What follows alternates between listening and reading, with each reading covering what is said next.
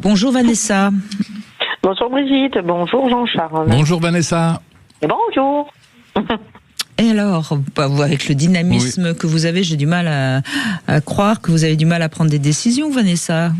Ah ben si, je me reconnais beaucoup dans ce que vous dites. Depuis aussi loin que je me souvienne, j'ai toujours eu énormément de mal à prendre des décisions. Alors, que ce soit des choses importantes comme déménagement, mes relations, mon travail. J'ai toujours peur de me tromper. Alors du coup, très souvent, malheureusement, je laisse les autres décider pour moi. Et je demande l'avis de tout le monde. J'ai tellement peur de me tromper que j'attends qu'on me dise quoi faire. Et finalement... Et ça ferait quoi, Vanessa, si vous vous trompiez? Surtout qu'a priori, vous prenez pas toujours les bonnes décisions. Alors non, effectivement. Mais vu que c'est pas moi, je me dis... ouais, mais j'avais pas choisi ça à la base. Vous voyez ce que je veux dire? La bonne excuse. Ouais. Ah oui, oui, d'accord. La bonne excuse, c'est que depuis toute petite, à chaque fois que je prenais une décision, on me remettait on me disait, ah ben oui, tu vois, c'est toi, tu t'es trompé là encore. Ouais, donc là, je prends plus aucune décision. Au moins, on ne peut pas me dire c'est moi qui me suis trompé. Je laisse la vie faire. Ouais, donc si on recherche un lien avec un trauma, c'est un trauma de rejet, l'angoisse de rejet, la même que Mathieu tout à l'heure. C'est-à-dire, si je donne mon avis, on pourrait très bien me dire non déjà.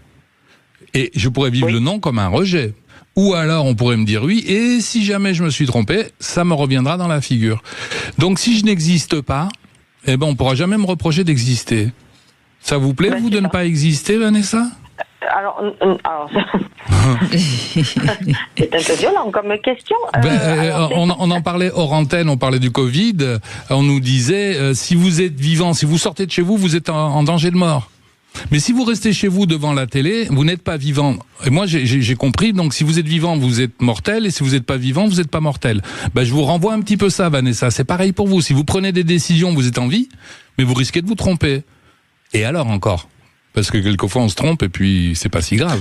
Et si vous prenez pas de décision, vous êtes immortel. Il y a quelque chose de l'ordre de la toute-puissance bafouée, là, derrière. Ah oui, bon, vous me décontenancez. Oui, voilà rhabillé pour l'hiver. Non mais Vanessa, je vais être un peu plus gentil que Jean-Charles Bouchou qui est toujours. Il est pas méchant, mais j'avoue que non, il est absolument pas méchant et je l'aime beaucoup parce que justement il dit ce que plein de gens n'osent pas dire et c'est vrai que parfois il faut un peu nous secouer pour qu'on accepte. Oui. Non, ce que je crois qui est important, c'est que quand enfant, sans cesse, on nous dit tu t'es trompé, t'as fait tort, etc. Ça ne permet pas de construire son estime de soi. Et ça ne donne pas confiance en soi. Oui, mais si vous voulez, ce qui est important dans la démarche que vous propose Jean-Charles Bouchou, moi je vais être très basique, donc pas de confiance en soi, donc on n'ose pas prendre les décisions parce que on n'est pas sûr de soi, etc., etc. Mais là, c'est la conséquence de quelque chose qui est en amont, le trauma. Et c'est là où Jean-Charles Bouchou appuie, c'est sur le trauma. Oui. Vous comprenez ? Toujours. Oui. Vous voyez, et donc moi ce que je vous dis c'est moins violent, mais en même temps ce n'est que la conséquence. C'est un mécanisme de défense qui est en place, des croyances.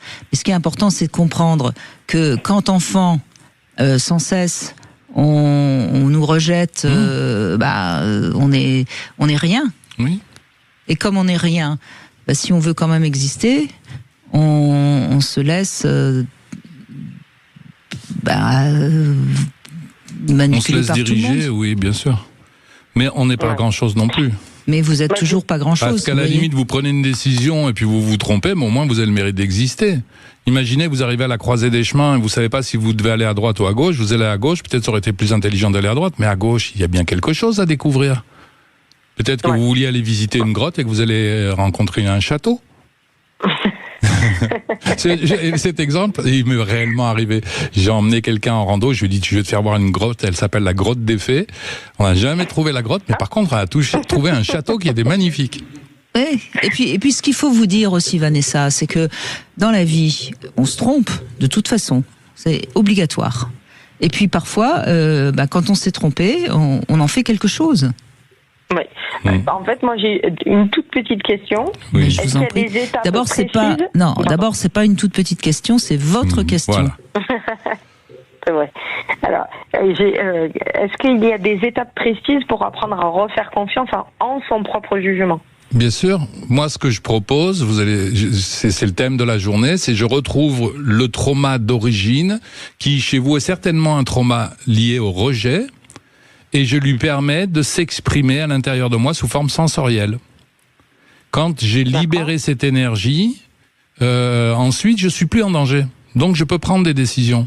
Si j'ai raison, tant mieux. Si je me suis trompé, c'est pas grave. Je vais découvrir un château au lieu d'une grotte. Mais je suis en vie, je suis vivant. C'est important d'être en vie, on est là pour ça. Hein.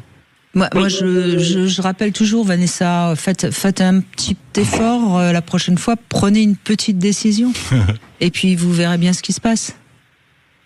Vous serez peut-être totalement angoissé au moment de prendre la petite décision, mais vous allez peut-être vous rendre compte que c'est pas si dramatique que ça. Ouais. Bon. C'est vrai. J'ai plus peur qu'on me reproche mes décisions que de faire une erreur. Et pourquoi? Mais il est qui celui qui vous le reproche là? Qu'est-ce qu'il fait dans votre entourage?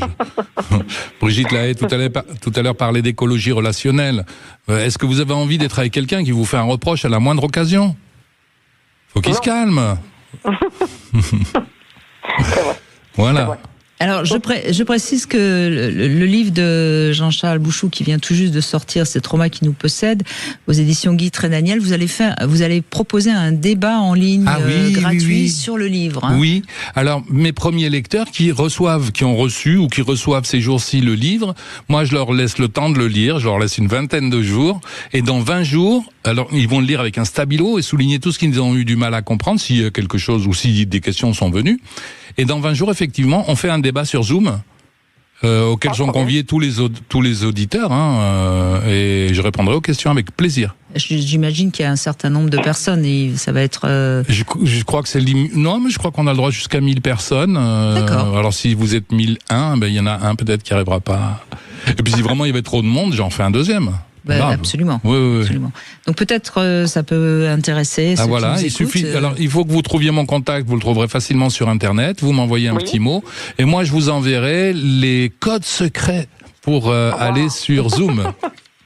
Avec plaisir. Avec plaisir. Non mais Vanessa, franchement, moi je vous entends. Vous avez une voix dynamique, vous avez un élan vital qui est plutôt bon. Allez, osez un peu, zut. Oui, j'entends. Non, voilà. mais oui, sinon vous allez passer votre vie à regretter de ne pas avoir pris les bonnes décisions. Ça, votre meilleur juge, c'est quand même vous-même, non? Il y a plusieurs courants dans la psychologie. Il y a le comportementalisme qui va vous dire à une mauvaise habitude, essayer de prendre une bonne habitude, c'est-à-dire oser.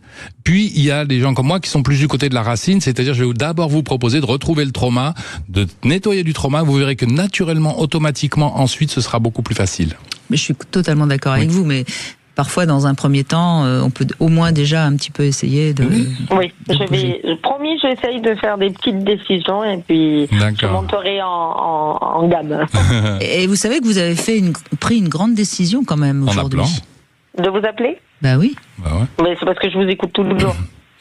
Et ben ça c'est aussi une excellente décision. Voilà. M'écoutez tous les jours, Vanessa. Ne changez rien. Je vous embrasse. Allez. Merci. On va retrouver Clara qui a priori ne refait jamais les mêmes erreurs. C'est surprenant. On va voir ce qu'elle nous raconte.